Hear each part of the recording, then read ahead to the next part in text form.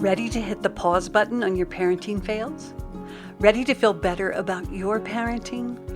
Welcome to Parenting Pause, the podcast, where all of you is welcome. Enjoy our new format, offering you weekly inspirations to support you in being the parent you want to be.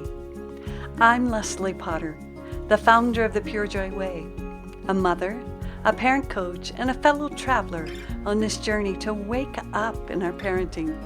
And I believe together we can make this a better world for ourselves and our kiddos. Hello, lovies. Today we're going to talk about one of my favorite topics is regression. And you might think, why would that be one of your favorite topics? Well, because I love that we are able to go back in our being. Our children will go back to pick up certain parts that they weren't able to get maybe at a younger time in their life. So think of it this way: when we stress, we regress. So we will go back to a earlier time in our feeling state. We'll go back to a time when we maybe weren't able to get those feeling needs met.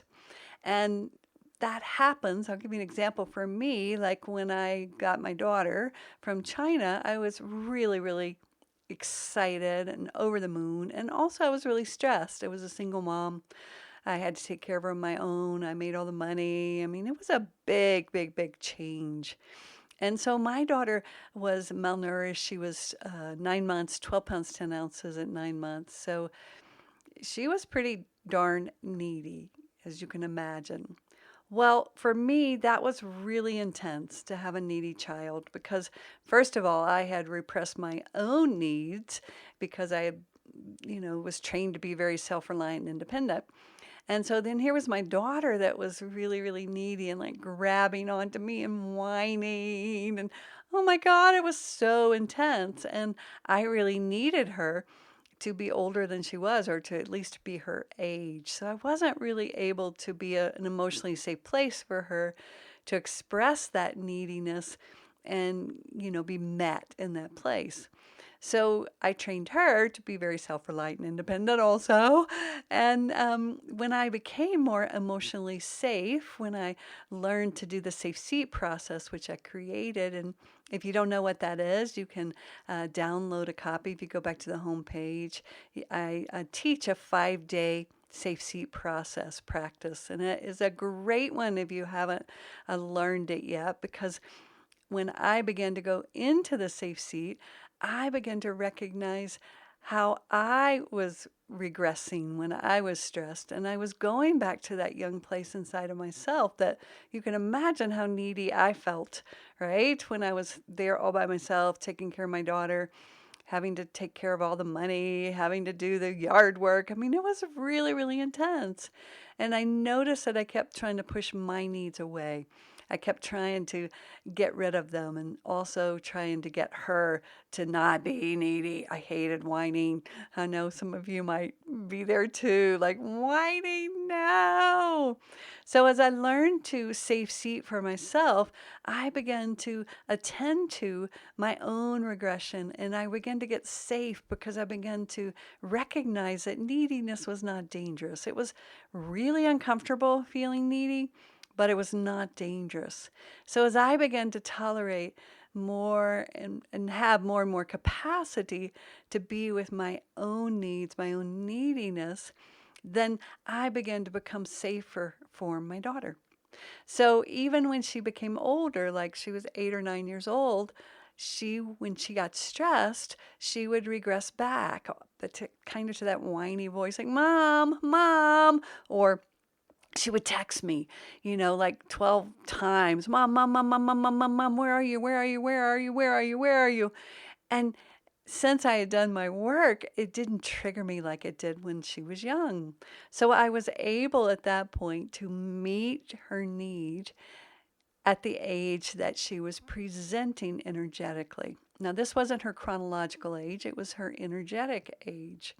And a lot of my clients get really confused about this because if you have an 8-year-old or 10-year-old, I even have a 20-year-old, and they get stressed and they start to regress. The way you'll know it is they'll go into their young voice. You can hear it in their voice.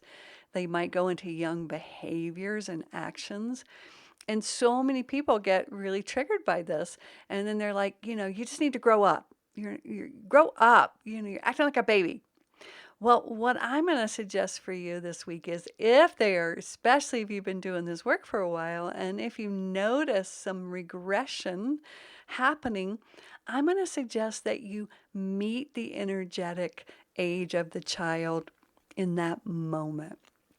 Right? So let's say I have my 10-year-old and she just gets really needy. Even my 20-year-old now, when she gets stressed, she can say, food, food, mama, because she was malnourished. She didn't have food early on. Well, instead of going, you're 20 years old, grow up, go get your own food. I'll go, oh, honey, you need food? You need mama to make the food? And she'll go, yeah, mama. And we just smile, and I'll give her a big hug, and I'll probably go make her some mac and cheese or something. And then by the time I get upstairs, she's back to being 20 again. But if I try to get her to be her chronological age, when she's in that emotional young age, I'm kind of shaming. I'm again doing the same thing. I'm not meeting the emotional need. So I want you to practice that this week. If your child, whatever chronological age they are, if they get stressed or if they start to feel really safe with you because you aren't so stressed yourself, and there's a lot of stress going on right now, but if you are more relaxed and your child is stressed, if they go young, especially like if they have a new sibling coming into their home, oh my God, yes, those older ones can, regress back, and they'll like want to nurse almost. And if you're like, you're the older cat and you need to be old, try just meeting the energetic energy in that moment and see what happens. They will, my daughter, immediately, once that gets met, she will grow back up to her 20-year-old, but her emotional being is getting its fill now. So it doesn't have to come out in funky ways, or it doesn't have to repress. So try that out, then try it with yourself. If you safe seat, if you get stressed and you regressed, go in, do the safe seat process. If you do the 5-day, I'll teach you how, and offer to yourself the love for that emotional energy where you are. And that's what's going to grow you up into that beautiful adult that you want to be in your parenting. All right, lovies. Thank you so much for being here. I love sharing with you. Make sure to check out the free foundational course to learn the safe seat process at purejoyparenting.com.